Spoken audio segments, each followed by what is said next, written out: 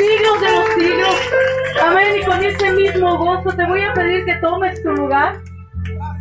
Pero puedes seguir alabando a Dios, amén. Puedes seguir glorificando a Dios, puedes seguir exaltando a Dios. ¿Sabes por qué? Porque a muchos de los que estamos aquí Dios nos libró desde de la misma muerte, amén.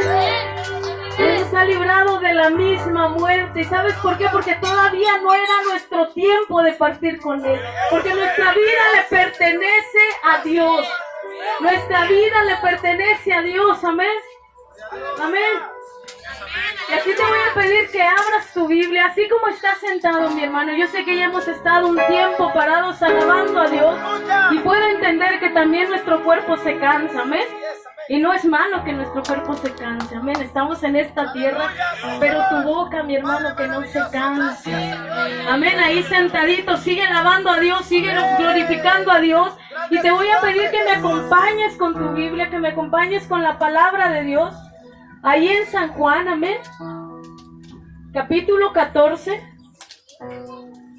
Amén. Y vamos a leer el versículo 1 y 2, amén. Y de ahí nos vamos a pasar. Ahorita te voy a decir a dónde nos vamos a pasar, amén. Cuando lo tengas, indícame con un fuerte amén. ¿Sí? ¿Estás listo, mi hermano, para recibir el consejo de la palabra de Dios? Porque su palabra es viva y eficaz, amén. Amén. No hay mejor forma, ¿no?, en recibir un consejo, amén. Y dice la palabra de Dios en el nombre del Padre, del Hijo y del Espíritu Santo. Pon mucha atención. Dice, no se turbe vuestro corazón. Amén. Dile a tu hermano que está a un lado, mi hermano, no te turbes. Santo. Ahorita les digo que es turbarse, amén. No se turbe vuestro corazón. Creéis en Dios, creed también en mí. Dice el versículo 2. En la casa de mi Padre muchas moradas, ¿qué? ¿Dónde hay muchas moradas? Allá arriba en los cielos. Dice, en la casa de mi Padre muchas moradas hay. Si así no fuere, yo os lo hubiera dicho. Voy pues a preparar lugar para vosotros. Amén. En la casa de mi Padre muchas moradas hay. Voy pues a preparar lugar para vosotros. Amén. Dice el versículo 26 del mismo capítulo. Amén. Te adoramos, Señor, te adoramos. Mas el Consolador, el Espíritu Santo, a quien el Padre enviare en mi nombre, Él os enseñará todas las cosas y os recordará todo lo que yo os he dicho. Amén. Dice el 27, la paz os dejo, mi paz os doy. Yo no la doy como el mundo la da. Y dice otra vez, no se turbe vuestro corazón, ni tenga, no se turbe, ni tenga miedo. Amén.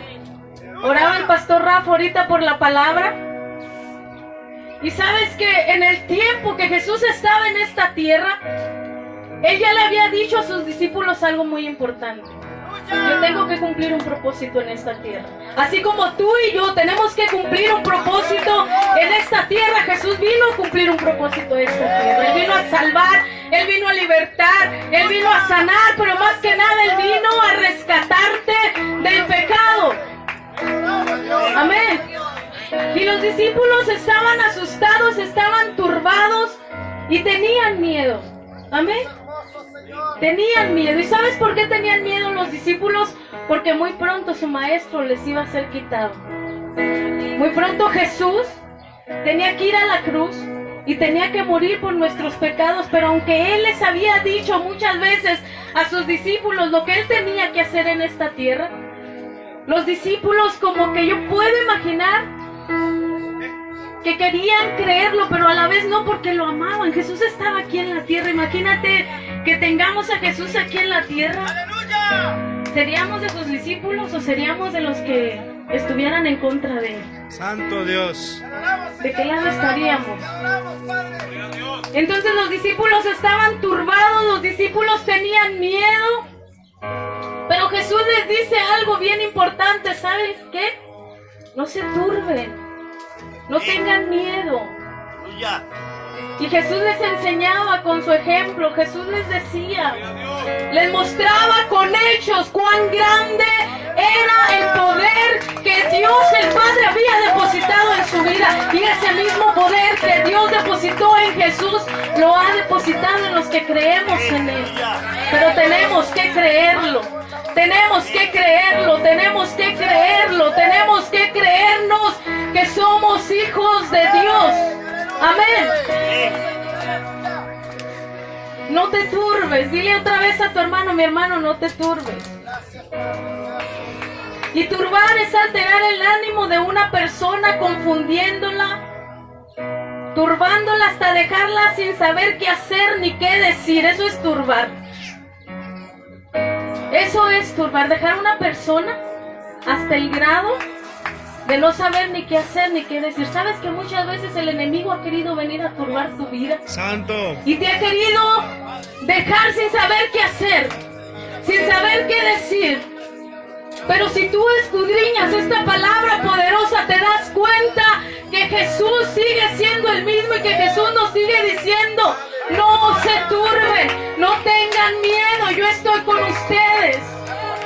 Se lo dijo a sus discípulos. Pero hasta la fecha se está cumpliendo esa palabra.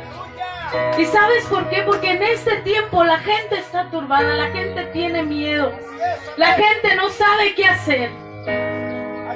La gente, y aún nosotros que conocemos la palabra, muchas veces nos olvidamos de esa promesa hermosa que Dios nos hizo y que Dios dejó plasmada en su palabra. Donde yo esté, ustedes van a estar. Amén. Ahora te voy a decir algo. Para vivir tenemos que morir. ¡Qué tremendo!, ¿no? Sería algo irónico. Pues, ¿cómo que para vivir tengo que morir? No se puede. Primero vives y luego mueres. No es así. Para vivir tienes que morir y te lo voy a explicar. Para estar en la presencia de Dios tenemos que dejar este cuerpo físico. Para vivir tenemos que morir. Para vivir para Cristo tenemos que morir al pecado. Para vivir para Cristo tenemos que morir al pecado. Y para vivir y gozar de lo que Dios ha prometido en su palabra, tenemos que dejar este cuerpo terrenal, porque este cuerpo terrenal no va a heredar la vida eterna. Tu alma, tu espíritu. Amén. Qué tremendo que tenemos que morir para vivir. ¿Tú te has imaginado eso? ¿Tú te has imaginado que vas a morir? La gente ahorita, te voy a decir con todo respeto, le tiene mucho miedo al coronavirus. Y te digo algo, si no es la voluntad de Dios, tú no vas a partir de esta tierra. Pero si es la voluntad de Dios, ¿sabes qué te recomiendo? ¿Sabes qué te recomiendo? Que te prepares. Prepárate. Dile, Señor, yo quiero gozar de lo que dice tu palabra. Yo quiero gozar de lo que le dijiste a tus discípulos, que no se turbaran, que no tuvieran miedo, porque donde tú estés, nosotros vamos a estar. Y tu palabra es fiel, tu palabra es verdadera, y yo creo a tu palabra. No tengas miedo, mi hermano. No tengas miedo, no te turbes. Que este tiempo y las circunstancias de este tiempo que nos tocó vivir no nos turben. Amén. Tenemos que tener nuestra confianza en Dios. Hay mucha gente padeciendo, hay mucha gente sufriendo, pero nada pasa si no es la voluntad de Dios. Amén. Tenemos que estar preparados. ¿Sabes que cuando Jesús iba a ir a la cruz, cuando Jesús iba a cumplir el propósito por el cual Él había venido a la tierra, antes de llegar a la cruz, y te lo voy a decir así, Jesús tenía una identidad bien definida. Él sabía que Él era el Hijo de Dios. Él sabía que había venido a la tierra a cumplir un propósito. Pero ¿sabes por qué te digo que Él tenía una identidad bien definida? Porque cuando Jesús va con Juan y llega a las aguas donde estaba Juan, ahí en el Jordán. Jesús llega y le dice, tienes que bautizarme. Juan le decía, yo no puedo bautizarte, o sea, tú bautízame a mí. Pero Jesús tenía que cumplir su palabra. Pero ¿sabes? Dice que cuando es bautizado desciende el Espíritu Santo en forma de paloma y se oye una voz. ¿Y qué dijo la voz? Este es mi Hijo, en quien yo tengo complacencia.